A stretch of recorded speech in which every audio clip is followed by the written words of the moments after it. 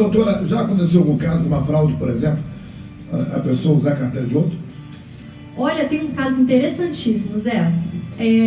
Infelizmente, a gente tem as pessoas boas e tem aquela maçã podre, e o justo às vezes acaba pagando pelo pecador, né? Porque por causa das más práticas, as pessoas justas são mal vistas. Uma vez eu, no INSS, deve ter uns 12 anos isso, vi um rapaz com as carteiras de trabalho e o nome dele era, vamos botar aqui, como se fosse Edemar. E tava lá, as carteiras, os vínculos bonitinho, e ele tinha 2 carteiras, que tinha um monte de vínculo que estava no CNIS. Tinha uns vínculos que estavam no CNIS, os mais antigos não estavam. Sim. Eu falei do carnê, o carnê está no CNIS de 85 para cá em regra, e o vínculo de trabalho, ele é de 78 para cá. Antes de 78 não estava no CNIS, em geral, né? Às vezes até depois de 78 você precisa incluir, mas enfim. E aí essa pessoa vinha com essa carteira de trabalho, com as 2 carteiras lá, na época o processo era de papel, e não batia. Na época eu estava aprendendo, e o meu mentor, a pessoa que me ensinou grande parte do que eu sei, ele falava, tem alguma coisa errada com esse processo. Só que se você contasse o tempo, dava os 35 anos, na época eram 35 anos para o homem aposentar. Dava com sobra, assim, dava para ele dava quase 36 anos.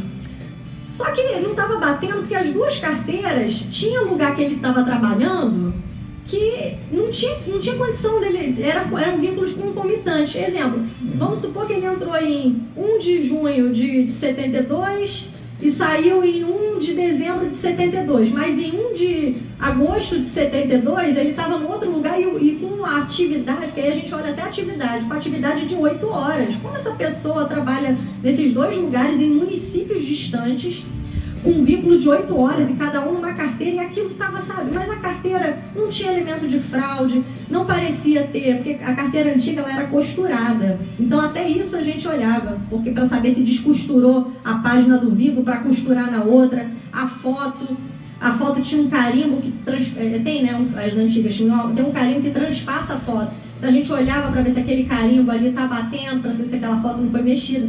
Foto antiga, a pessoa tirava com a data.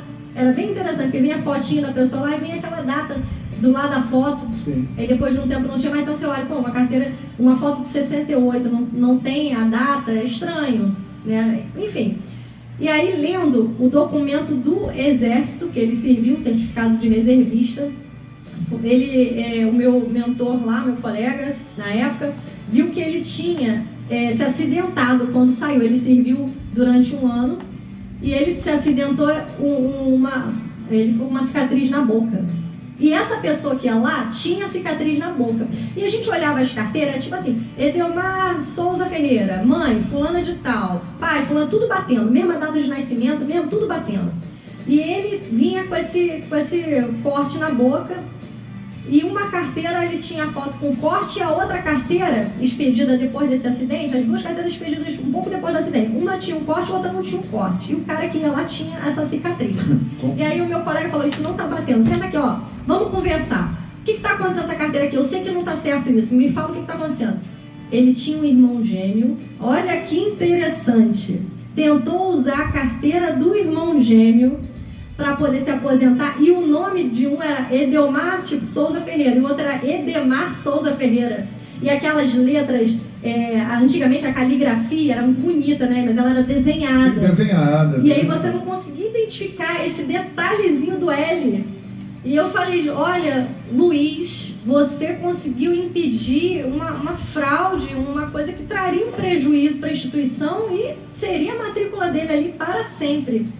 E ele sabia que estava errado, um crime federal, né? Então, mas você nem denunciaram, né? Deixaram ele embora, vai embora. Não, cumpriu as formalidades legais, colocou um despacho no processo informando essa situação, porque aí um próximo concessor em uma outra agência, por exemplo, que fosse analisar o caso, poderia pedir a cópia do processo e saber que existia ali aquele risco, né? Então isso tudo fica muito claro. Toda decisão que o servidor dá, ela tem que ser fundamentada. Se ele vai ou não conceder um benefício, ele precisa dizer por que ele não está concedendo, ou por que ele está concedendo, e quais são os artigos da lei que ele está baseando. Então isso é importante. E o que ele viu ali naquele processo? Conforme as carteiras de folha X a Y, número tal, conforme os carnês tal, integralizou tantos anos de trabalho, por isso ele faz jus aos artigos X e Y da lei tal. É assim que funciona. Então tem que ser fundamentada a decisão. Não adianta, muitas vezes acontece a gente pegar um indeferimento, gente, que não tem nada, não tem fundamentação. Isso não está certo. Só isso já seja um recurso. Tá? E agora eu vou falar para os meus colegas advogados. Eu sei que tem bastante advogado assistindo a gente, muito feliz com o carinho de vocês também, meus queridos, meus alunos. E eu posso dizer para vocês o seguinte: a responsabilidade da gente, advogado, é tão quanto o servidor, porque quando você pega o seu cliente e você não tem o zelo, o capricho de apurar, de verificar se aquelas carteiras estão corretas, você vai responsabilizar, vai ser responsabilizado por isso também, porque o advogado ele também tem fé pública. E ele, teoricamente, ele é um especialista da área que está se propondo a fazer um benefício, até porque ele tem a procuração do paciente, do cliente. Tem, e ele tem conhecimento técnico.